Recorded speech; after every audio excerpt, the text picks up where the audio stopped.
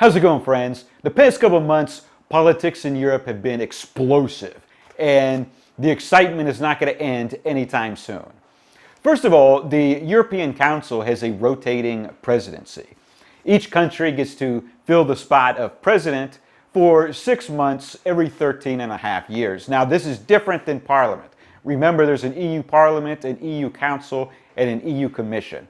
Most of the time, you never even hear about the president of the EU Council. A year ago, Pedro Sanchez was rotated in. He grandstanded, made a big deal out of it, said he was going to push his socialist agenda. But then Alexander Croo from Belgium was rotated in, and he never heard about it again. Well, now it's Viktor Orbán's turn, and he's milking it for all it's worth. He rolled out his own logo, his own motto, which is "Make Europe Great Again." And he launched a surprise peace mission, visiting with Zelensky, Putin, and Erdogan in Turkey over a period of a few days to push to get peace talks back on track for the Russo-Ukrainian war. And the globalists are having an absolute shit fit. They can't stand the fact that he's pushing for peace and an end to the war.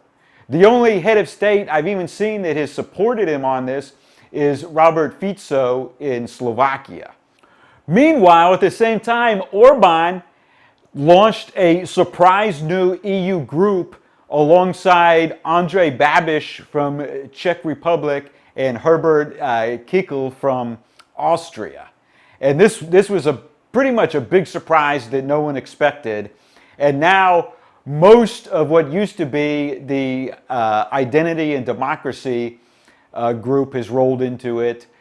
Vox from Spain joined. They were a previous member of the ECR. And there's some brand new parties that just got elected. Well, they're at 84 MEPs, which makes them the third largest group in the European Parliament, which is substantial. The ECR is the fourth largest group, still ahead of Renew. Renew has fallen by a lot of seats. This is the group that was being largely run by Macron. Now, the Conservative Party from Germany, Alternative for Germany, or AfD, they have just launched their own group. Now, to form a group, you have to have at least 23 MEPs from at least 7 different countries. They've got 25 from 8 different countries, so it just barely meets the minimums. There's a few MEPs still unaffiliated who could potentially still join it. But at any rate, you've got 3 different groups now that are basically nationalist anti-immigration groups. And you've got the third largest group, the fourth largest group, and then the 8th largest group. Now, the first thing on the agenda is President of the EU Parliament.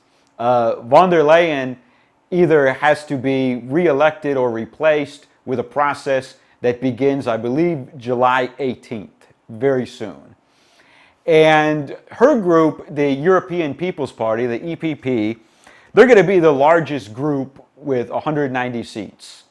And Manfred Weber of the German Christian Democrats, he's grandstanding about how we're the biggest group by far, we won the EU election, we're the democratic center, we should run the show.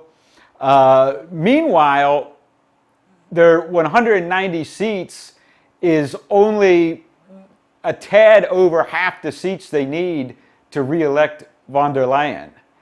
And in fact, even if they got every member of Renew, which is a centrist group, and every member of the ECR, they're still short some votes. And Renew is refusing to cooperate with them right now. They put forth their own candidate. So this is going to be pretty exciting. Von der Leyen is going to have to promise a lot of things to a lot of people to get reelected.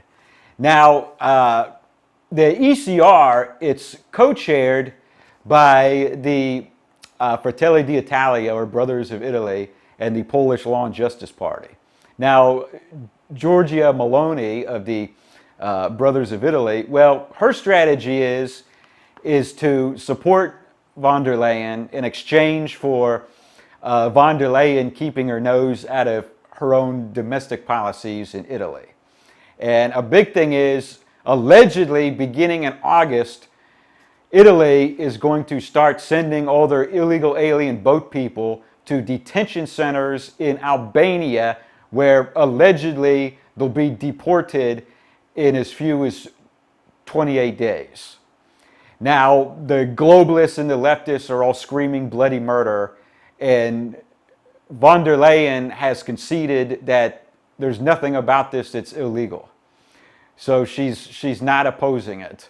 And that's probably because she needs the ECR to re-elect her. Now, there's some parties in the ECR, they don't really agree with that strategy. They don't want to cooperate with von der Leyen. And so there's a lot of tension there between some of the parties. I think one thing we may see is von der Leyen making a huge concession on immigration in order to get the votes she needs to get reelected. Now, after that, there will be 14 vice presidents and something like 27 committee chairmen, I think. And currently, one vice president is from the Latvia National Alliance Party.